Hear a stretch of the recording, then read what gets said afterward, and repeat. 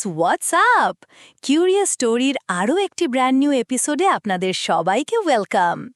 আজ আমরা কথা বলবো এমন একটি টার্কিশ সিরিজ নিয়ে যা নিয়ে ইন্টারনেট এখন দুই ভাগে বিভক্ত। একদিকে যেমন প্রশংসার ঝড়, তেমনই অন্যদিকে সমালোচনার বন্যা।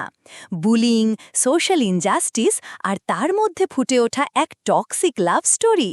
সিরিজটির নাম হিয়ার মি, দুই বেনি। তো এই সিরিজ কি সত্যিই একটি মাস্টার ক্লাস নাকি ইলাইটের একটি দুর্বল কপি?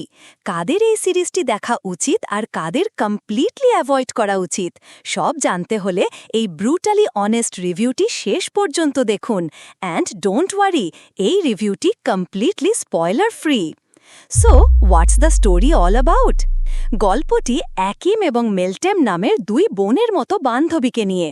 একটি ভয়ঙ্কর হিট অ্যান্ড রান দুর্ঘটনায় মেলটেম পঙ্গু হয়ে যায় আর অপরাধী পালিয়ে যায় শহরের সবচেয়ে ধনী ছেলে মেয়েদের স্কুল ডোরু হাই স্কুলে। এই ঘটনা ধামাচাপা দেওয়ার জন্য স্কুল কর্তৃপক্ষ মেলটেমের পাড়ার ৩ জন ছাত্রছাত্রীকে স্কলারশিপ দেয়।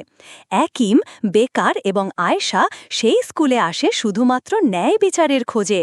কিন্তু প্রিভিলেজড এবং ধনী ছাত্রছাত্রীদের এই জগতে টিকে থাকাটা যে কতটা কঠিন তা তারা শীঘ্রই বুঝতে পারে। Acting and performance.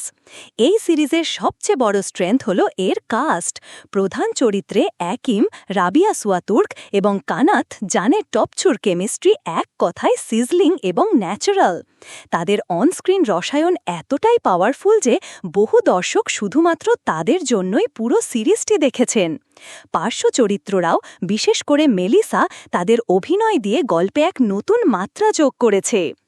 Direction and screen play. এখানেই রয়েছে মতের অমিল।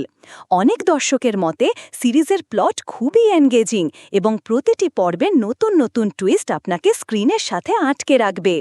কিন্তু আরেক দলের মতে গল্পটি খুবই প্রেডিক্টেবল, ক্লিশে এবং ইলাইটের মতো অন্যান্য সিরিজ থেকে অনুপ্রেরণা।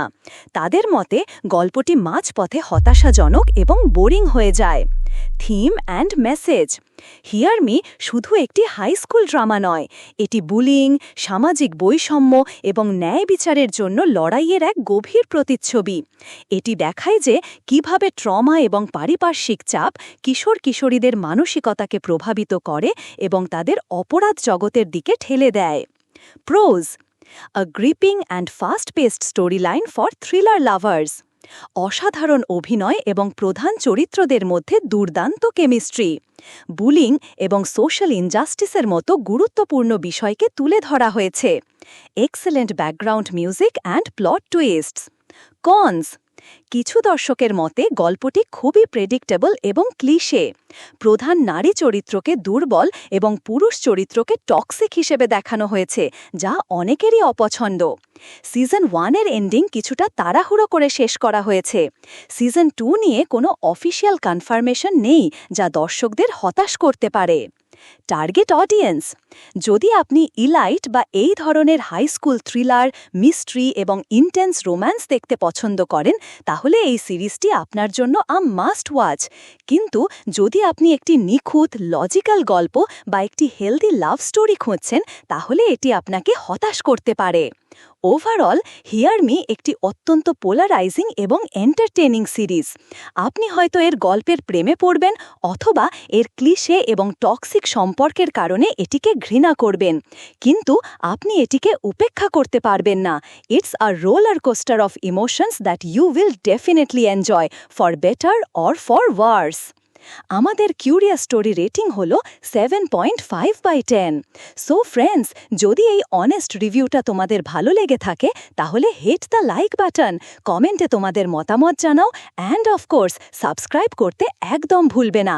শেয়ার করলে আমাদের ফ্যামিলিটা আরও বড় হবে।